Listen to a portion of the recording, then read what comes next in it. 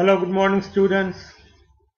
We are going to have another lesson, and this lesson is listening. Sometime listening the musical song, the speeches, the discussion, the news from the television are very useful to pick up any language. So today we are going to listen the victory speech of Barack Hussein Obama when he was elected as a first time American president in 2008.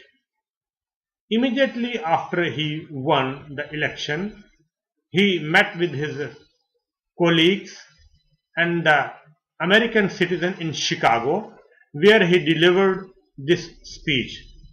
So what you have to do, you have to take a piece of paper where you can put 1, 2, 3, 4, 5 till 55 numbers, because in the text of the speech of Barack Hussein Obama there are 55 missing words which you have to collect while listening the speech.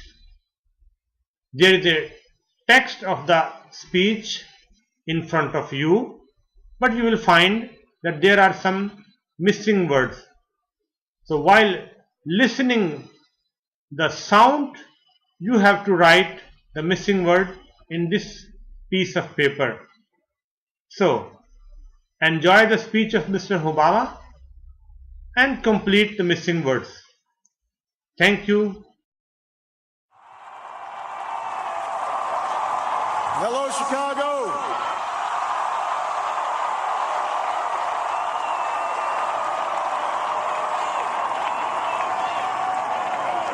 If there is anyone out there who still doubts that America is a place where all things are possible, who still wonders if the dream of our founders is alive in our time, who still questions the power of our democracy, tonight is your answer.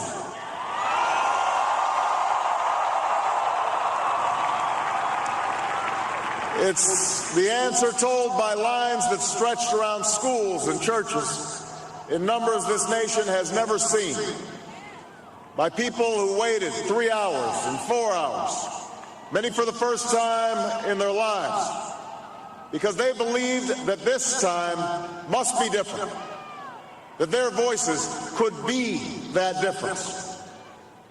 It's the answer spoken by young and old, rich and poor, Democrat and Republican, black, white, Hispanic, Asian, Native American, gay, straight, disabled and not disabled, Americans who sent a message to the world that we have never been just a collection of individuals or a collection of red states and blue states. We are and always will be the United States of America.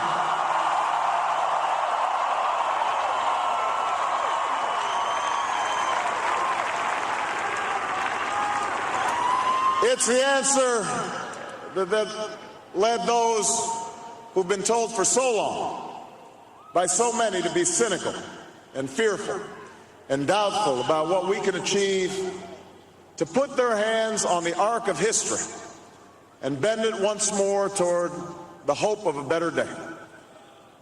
It's been a long time coming, but tonight, because of what we did on this day, in this election, at this defining moment, change has come to America.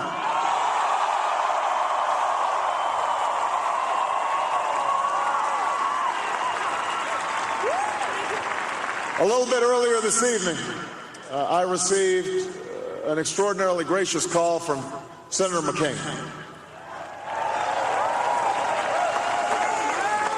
Senator McCain fought long and hard in this campaign, and he's fought even longer and harder for the country that he loves.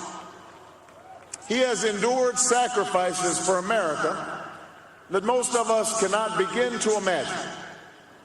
We are better off for the service rendered by this brave and selfless leader. I congratulate him. I congratulate Governor Palin for all that they've achieved, and I look forward to working with them to renew this nation's promise in the months ahead.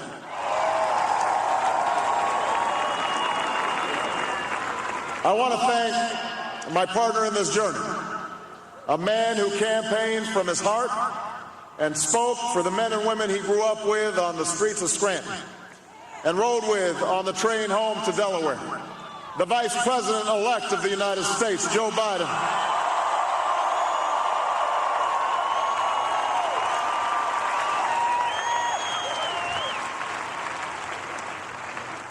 And I would not be standing here tonight without the unyielding support of my best friend for the last 16 years, the rock of our family, the love of my life, the nation's next First Lady, Michelle Obama.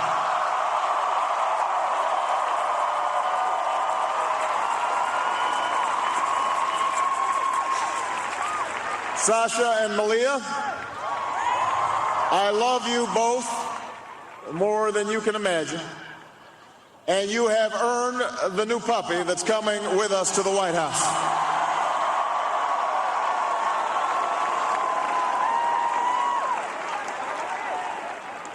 And while she's no longer with us, I know my grandmother's watching, along with the family that made me who I am.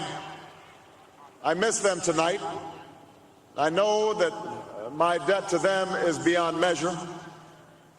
To my sister Maya, my sister Alma, all my other brothers and sisters, thank you so much for all the support that you've given me. I'm grateful to them.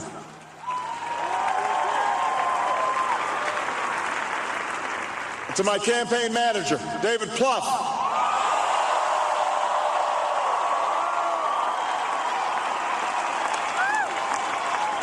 the unsung hero of this campaign, who built the best political campaign, I think, in the history of the United States of America. To my chief strategist, David Axelrod, who's been a partner with me every step of the way. To the best campaign team ever assembled in the history of politics, you made this happen, and I am forever grateful for what you've sacrificed to get it done. But above all, I will never forget who this victory truly belongs to. It belongs to you. It belongs to you. I was never the likeliest candidate for this office. We didn't start with much money or many endorsements. Our campaign was not hatched in the halls of Washington. It began in the backyards of Des Moines, in the living rooms of Concord, and the front porches of Charleston. It was built by working men and women who dug into what little savings they had to give $5 and $10 and $20 to the cause. It grew strength from the young people who rejected the myth of their generation's apathy, who left their homes and their families for jobs that offered little pay and less sleep. It drew strength from the not-so-young people who braved the bitter cold and scorching heat to knock on doors of perfect strangers, and from the millions of Americans who volunteered and organized and proved that more than 2 centuries later, a government of the people, by the people, and for the people has not perished from the earth. This is your victory.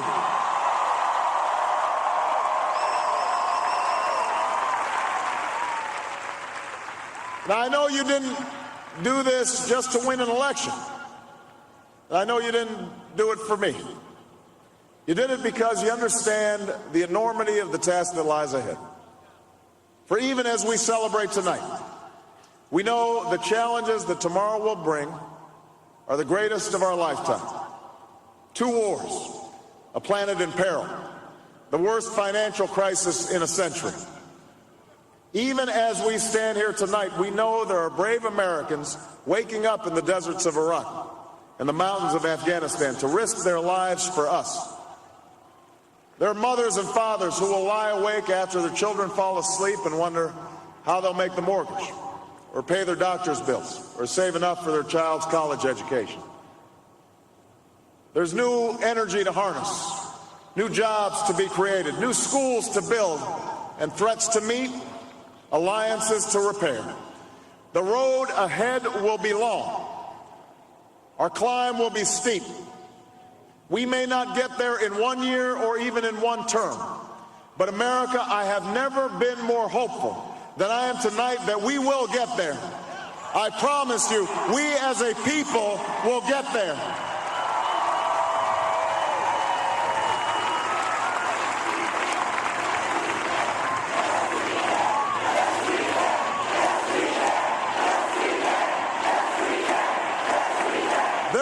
Setbacks and false starts.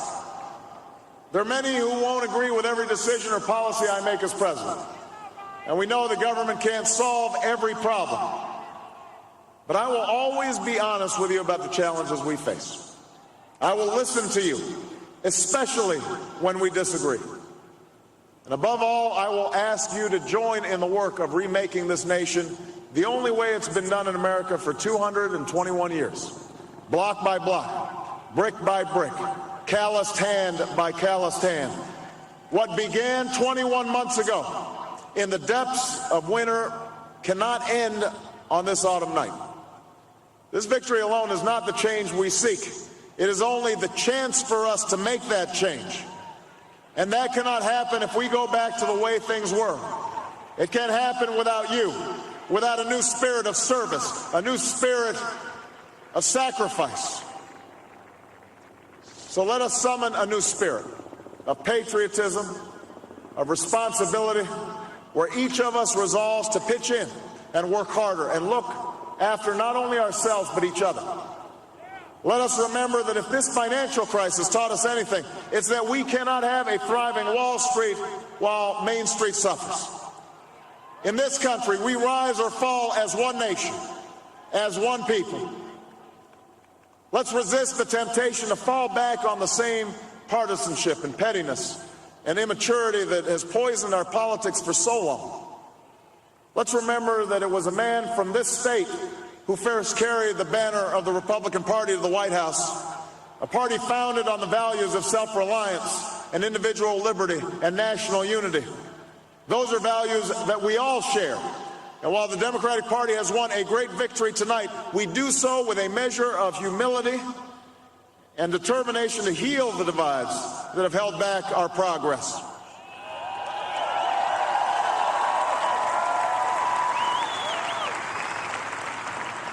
As Lincoln said to a nation far more divided than ours, we are not enemies, but friends. Though passion may have strained, it must not break our bonds of affection. And to those Americans whose support I have yet to earn, I may not have won your vote tonight, but I hear your voices. I need your help, and I will be your president too.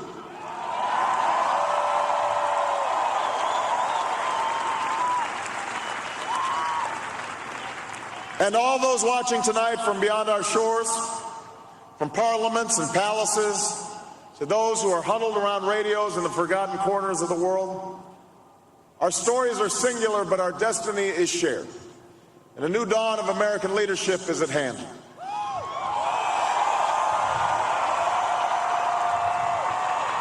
To those who would tear the world down, we will defeat you. To those who seek peace and security, we support you. And to all those who have wondered if America's beacon still burns as bright, tonight we proved once more that the true strength of our nation comes not from the might of our arms or the scale of our wealth, but from the enduring power of our ideals, democracy, liberty, opportunity, and unyielding hope.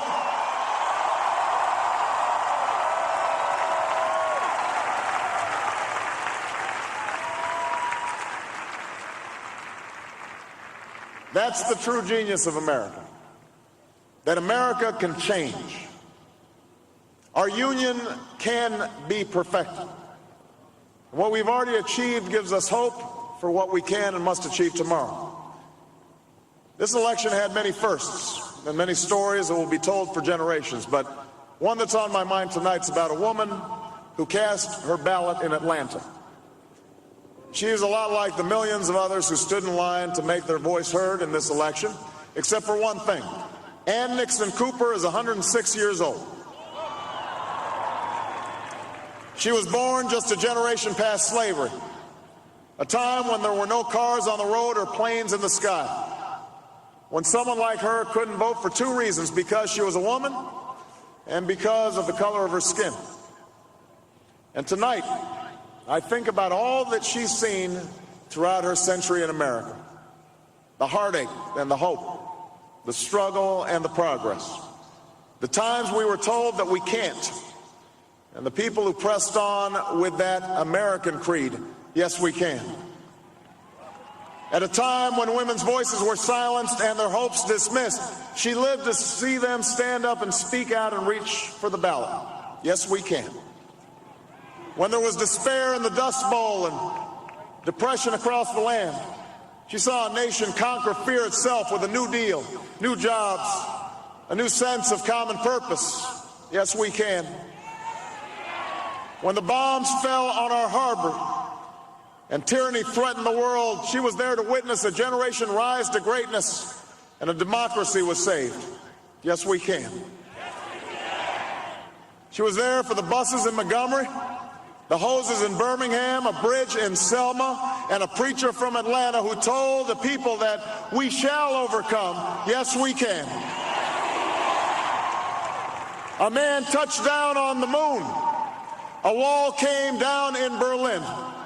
A world was connected by our own science and imagination. And this year, in this election, she touched her finger to a screen and cast her vote. Because after 106 years in America, through the best of times and the darkest of hours, she knows how America can change. Yes, we can. America, we have come so far. We have seen so much, but there's so much more to do. So tonight, let us ask ourselves, if our children should live to see the next century, if my daughters should be so lucky to live as long as Ann Nixon Cooper, what change will they see? What progress will we have made? This is our chance to answer that call. This is our moment. This is our time to put our people back to work and open doors of opportunity for our kids, to restore prosperity and promote the cause of peace, to reclaim the American dream and reaffirm that fundamental truth that out of many we are one, that while we breathe, we hope, and where we are met with cynicism and doubt and those who tell us that we can't, we will respond with that timeless creed that sums up the spirit of a people. Yes, we can. Thank you. God bless you, and may God bless the United States of America.